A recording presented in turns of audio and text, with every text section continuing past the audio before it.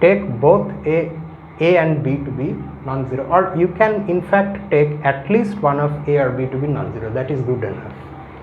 So that's how you get that the group is infinite. But the group, unlike the previous two examples, is not non-abelian. It is an abelian group. Okay, note that G is infinite. However, we have already calculated this product. Let us now calculate the other product by changing the order. However, since CD minus DC, AB minus BA is equal to, what do we get? AC minus BD, BC plus AD, or AD plus BC, minus AD minus BC, that means minus of AD plus BC, and minus BD plus AC, that is AC minus BD. Now you look at these two matrices, AC minus BD, AD plus BC, minus AD, minus of AD plus BC, and AC minus BD. They are the same. So this is equal to AB minus BA, CD minus DC.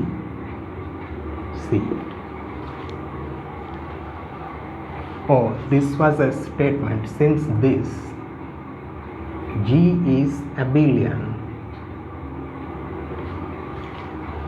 now I will show you a peculiar thing about this group.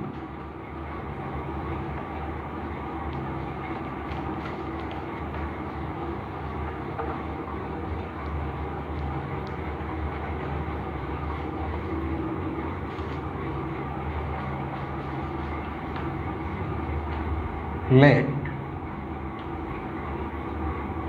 I we already know, but still let us write it like this. I is the identity matrix, and we are defining a new matrix.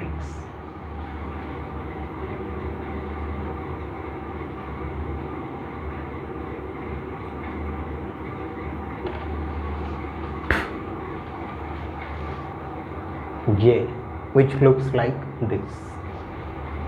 Okay. Then for A, B, C, D and E, F, G, A. Oh, sorry, what the hell am I writing? AB minus BA and CD minus DC. In G we have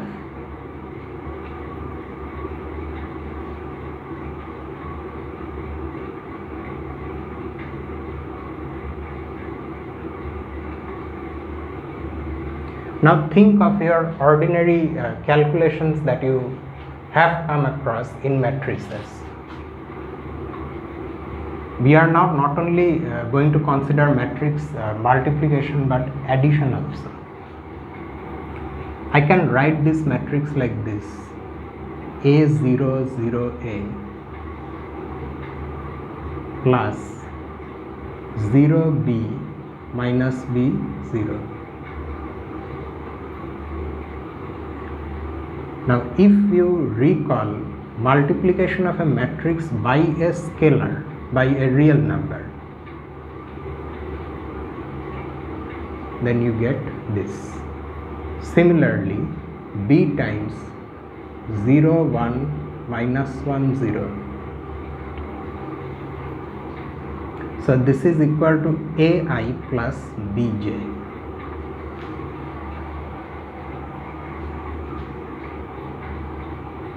Similarly,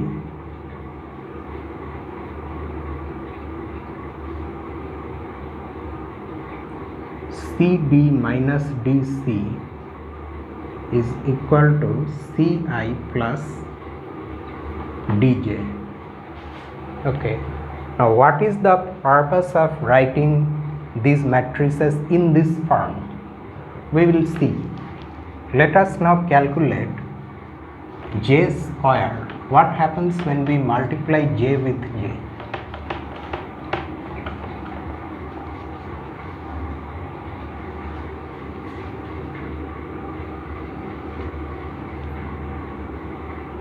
Now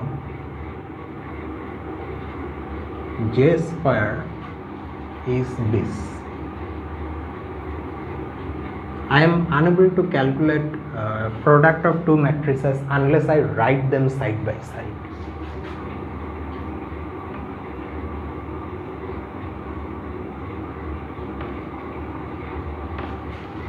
So what this will give me, 0 times 0 is 0 plus 1 times minus 1 is minus 1. First row second column, 0 times 1 plus 1 times 0 is 0. Second row first column is 0. Second row second column minus 1 plus 0 minus 1, and this becomes minus of 1 0 0 1, and that is nothing but minus I. So j square turns out to be equal to minus I. Now we are going to again multiply these two matrices, but not as matrices, of course as matrices, but using these expressions. Note that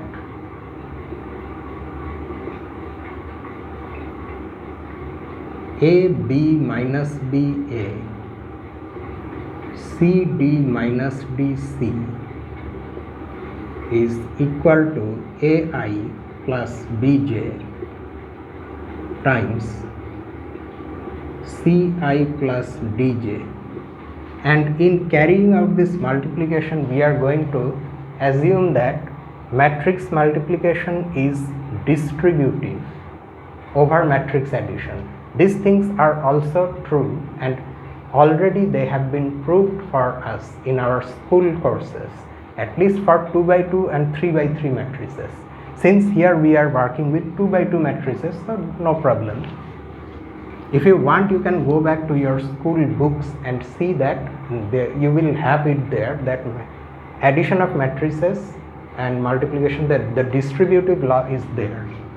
So according to that and some other minor laws, this is equal to AC times I square. Also, if you multiply AI and CI, you can take the scalar C outside.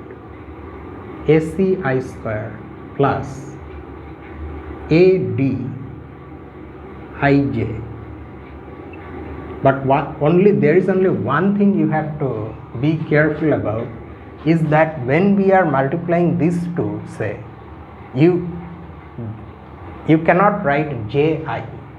In general, you cannot write JI. You have to keep the order same, because although all the other things of algebra are true for matrices, but multiplication in general is not commutative. I am saying in general, not in this example. And then BJ times CI is BC times JI, and finally BD J square. For this J square we calculated this. Okay, so now we have ACI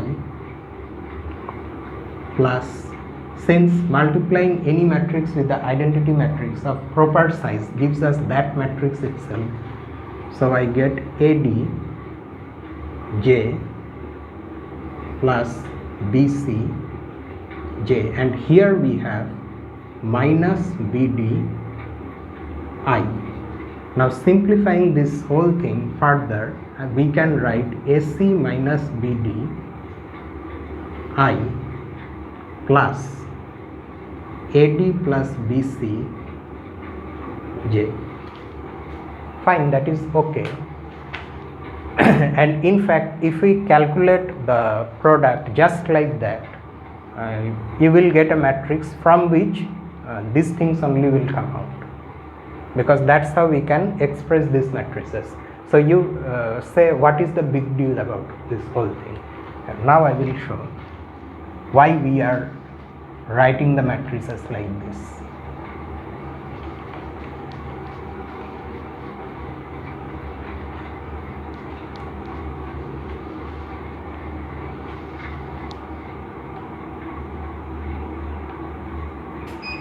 Consider the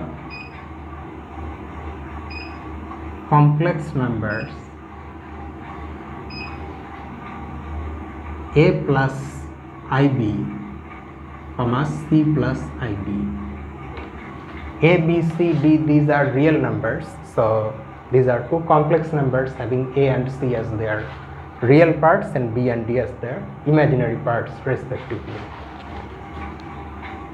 Then what happens when we multiply A plus IB and C plus ID? AC plus AID plus IBC plus I square BD.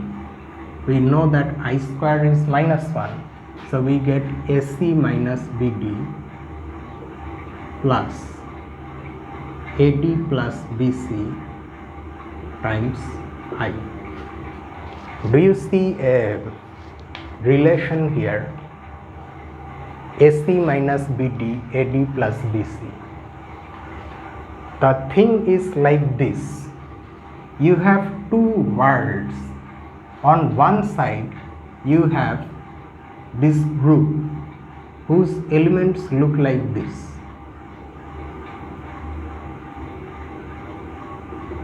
Where A and B are real numbers and A square plus B square is not equal to 0, and there is an operation which is multiplication of matrices. On the other side you have another world of non-zero complex numbers. So we denote it by C star if you want, or let us be more specific, C minus 0. And here also you have an operation multiplication of complex numbers. Now if you choose a matrix from here, say AB minus BA, then this condition is accompanied with it. If you choose a non-zero complex number here, then for this to be non-zero, both A and B have to be non-zero, or what am I saying? At least one of A or B should be non-zero. In other words, A square plus B square should be non-zero. Now, if between these two worlds you are setting up an association, according to that association you think of this matrix and as this complex number. They are associated. Like that, this matrix is associated to this complex number. Then if you take their product, then you get this one, this new complex number, with which you will associate a matrix. That matrix will turn out to be the product of these two. This is known as structure preservation. Whatever calculation you are, it is like a mirror. This is a mirror. And this association tells us the reflection of these complex numbers in the mirror. They are matrices. Not just that. Whatever I am doing in this side of the mirror has an exact replica on that side of the mirror. That is, if I do something with these two complex numbers, namely multiply them, and then see the image of the multiplication, image of the product, whatever I will get is the same. If I, instead of multiplying these original elements, I multiply their reflections in the mirror, then also I get that same thing.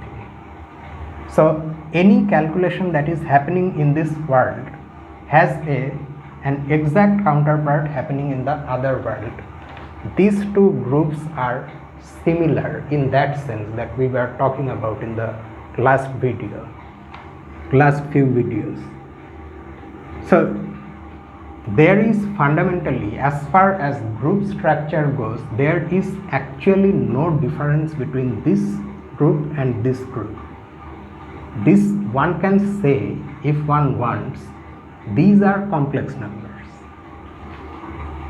One way of representing complex numbers, this is another way of representing complex numbers. If these discussions are going over your head, don't worry, we will make them precise and then you will understand. For now, you just take these things vaguely, that there are some groups which behave exactly similarly, as if they are not two different groups but they are the same group. In that sense, in the sense of two congruent triangles being similar in every aspect, in just like that.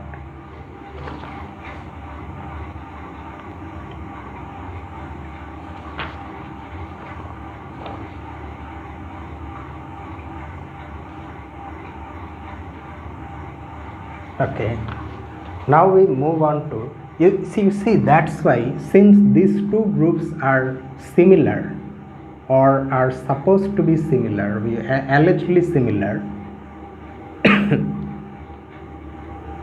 this group is commutative, abelian, because multiplication of complex numbers is commutative. Those things should be the same. If two groups are similar, whatever is happening in one group as a property of that group, an exact similar property should also be true in the second group. It cannot be the case that this is an abelian group and this is a non-abelian group and they are similar. No, that cannot be the case. Because multiplication is commutative here, it has to be commutative there if they are similar, and that turns out to be the case. It's an infinite abelian group.